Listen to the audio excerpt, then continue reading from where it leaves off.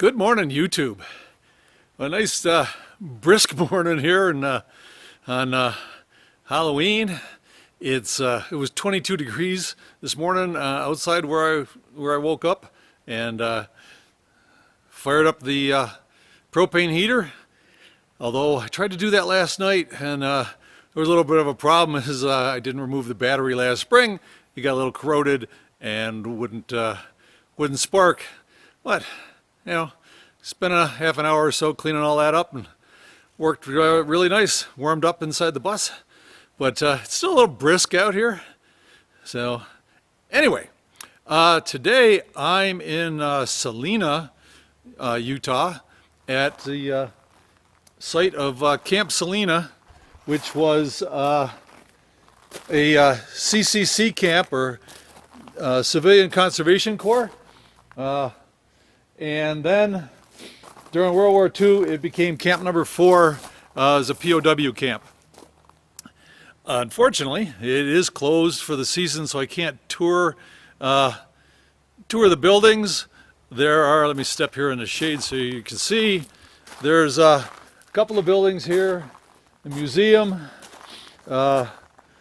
This would have been probably a reconstruction of barracks. Right now they got a big door because there's a big World War II vintage army truck in there, and there's another building around the corner here that probably was similar to again a barracks or something along that line. They do have the barbed wire fence up. I would have hoped that it would have been a little bit more substantial than that, but then again, why not? And they do have a guard tower. Now the guard tower is plays an important role here. This camp was mainly Germans that were captured during the battles in Africa. And so this was, like I said, camp number 4 is one of the early ones, and there was a soldier by the name of Clarence Bertucci, who was judged by the army to be too unstable to be sent into battle. So which seems like an oxymoron to me, but then again, he had a lot of problems with authority. In this camp, on the night of, let's see, July the 8th, 1945, so Germany had already surrendered. They were working on getting the, slowly taking and deciding what to do with the German prisoners, getting them back. But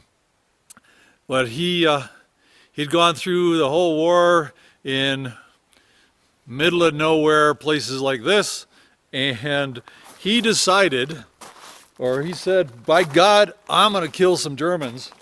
And he climbed up onto a guard tower with a machine gun and opened up on the tents where the prisoners were sleeping. I think he hit something like 48 out of the 50 tents that were here, and killed 9 and wounded 20, and subsequently court-martialed and spent the rest of his life in jail. So that's the worst massacre of prisoners in the U.S. and happened right here in Salina, Utah. So I am going to get on the road. Sorry for the short video. I was hoping that the museum would be open, but that's the way it goes sometimes. And we'll see you in the next video. Bye, YouTube.